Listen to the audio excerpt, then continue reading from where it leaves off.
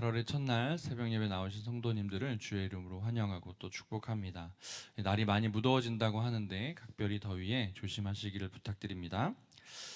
오늘 말씀에는 허리띠에 대한 이야기가 나옵니다. 여러분은 허리띠 하면 어떤 기억들 혹은 어떤 모습, 어떤 이미지가 가장 먼저 떠오르십니까? 어떤 분들은 이 허리띠에 대한 나름의 또 웃지 못할 그런 에피소드가 있으신 분들도 덜어 있을지 모르겠습니다. 왜냐하면 이 허리띠에 대한 용도 때문이겠죠. 여러분, 허리띠는 어떠한 때에 쓰일까요?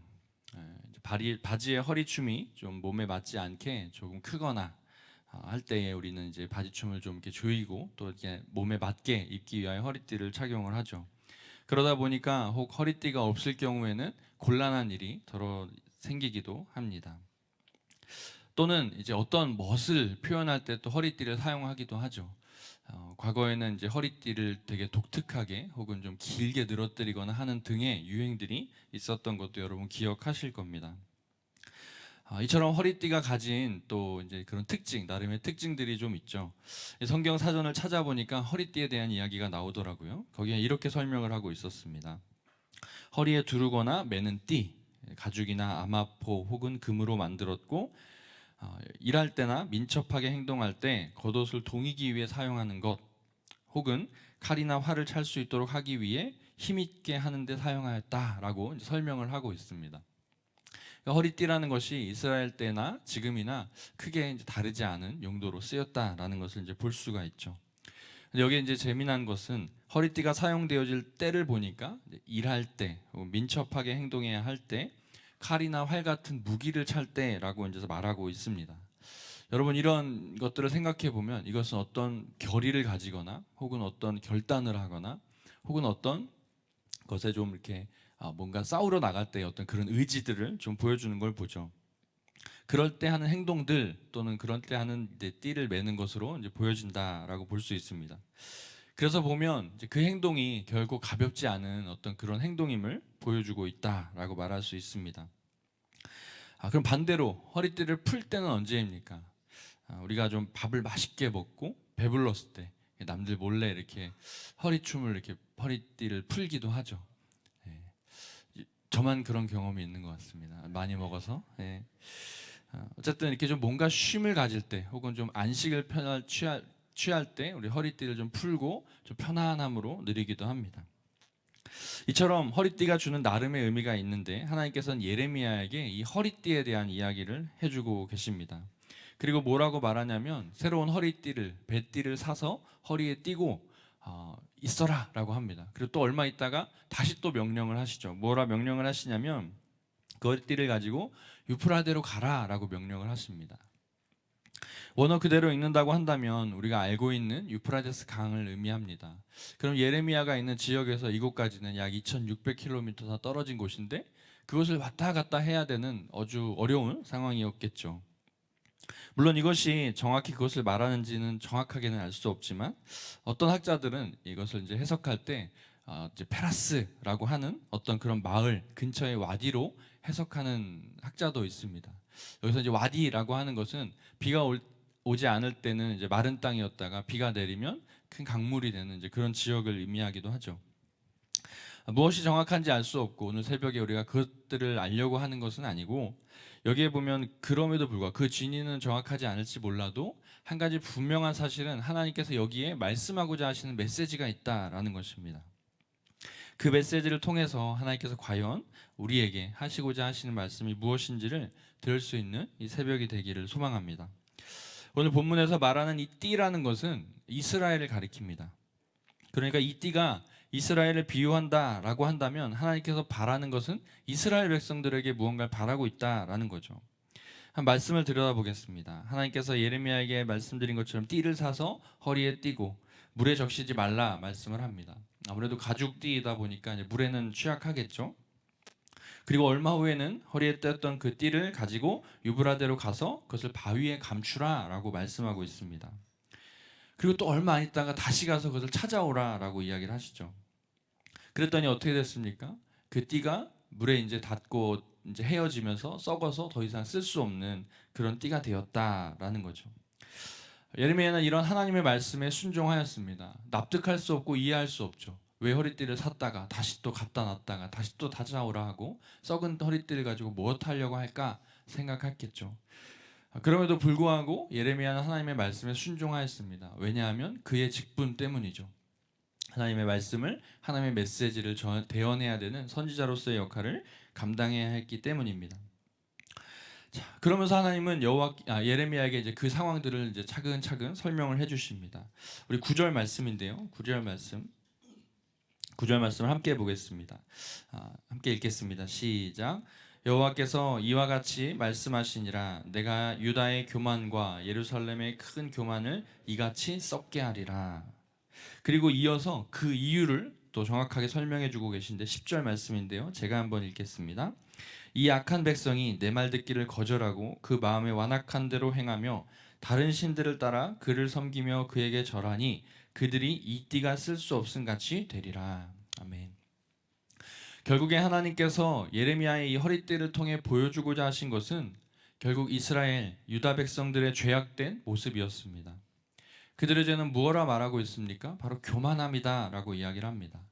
여호와를 섬기는 것이 아니라 이방 신들을 따라 배교한 것을 지금 이야기하고 있다라는 거죠.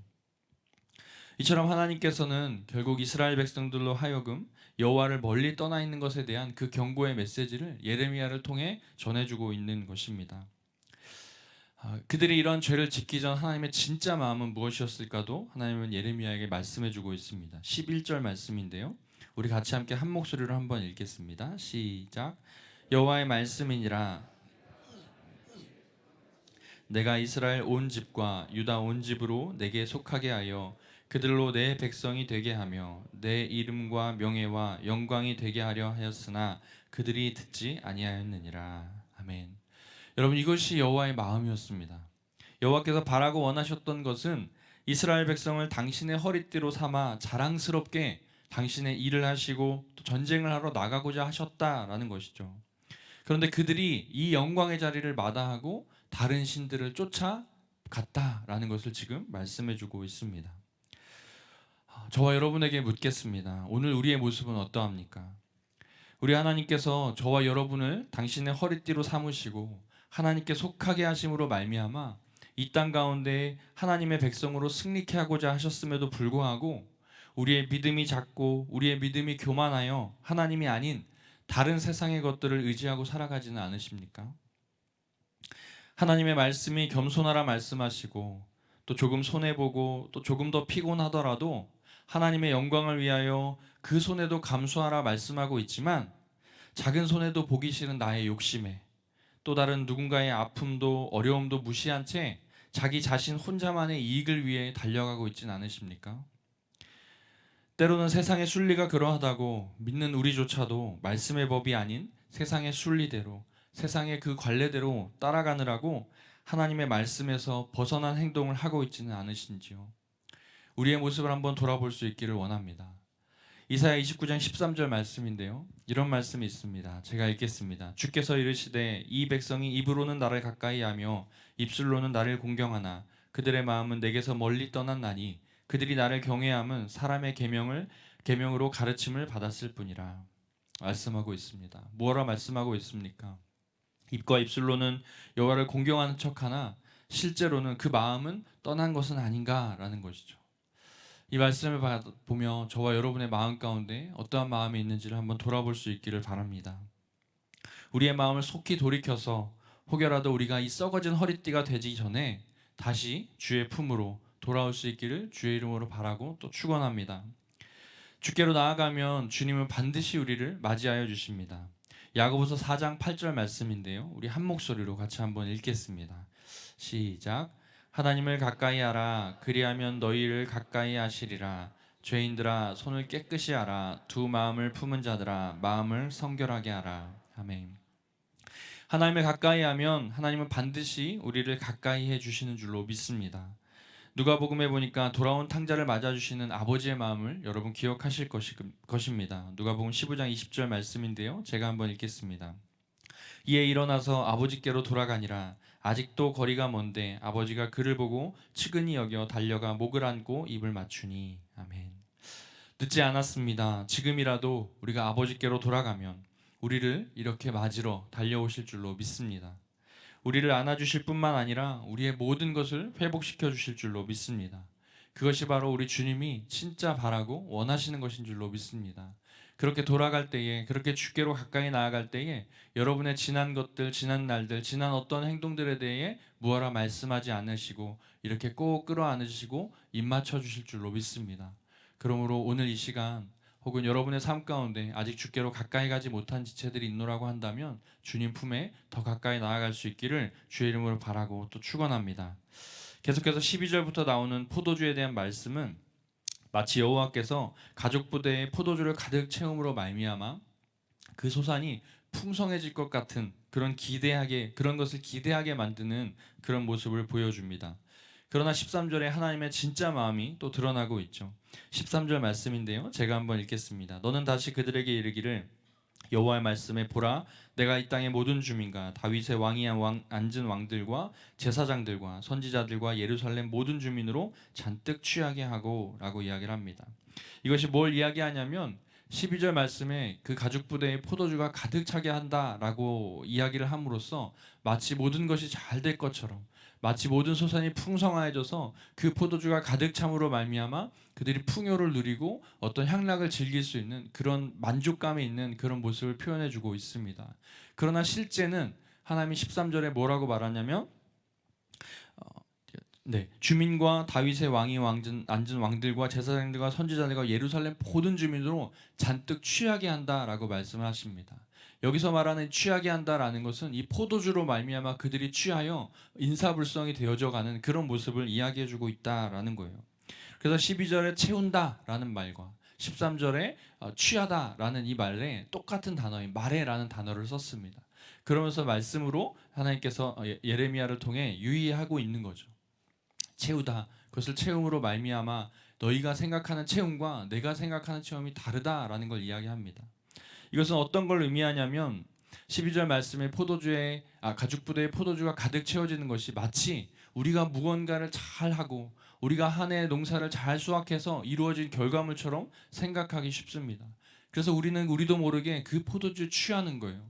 여러분들이 행하고 있는 어떤 일들이 잘 되어져 갈 때에 내 안에 어떤 일들이 잘 이루어져 갈 때에 이것이 마치 내가 하는 것인 것처럼 착각하기 쉬운 이것이 마치 나에게 자연스럽게 당연히 오게 된 일처럼 착각하기 쉬운 그런 마음이 우리 안에 있다라는 겁니다. 그러나 주님은 경고하십니다.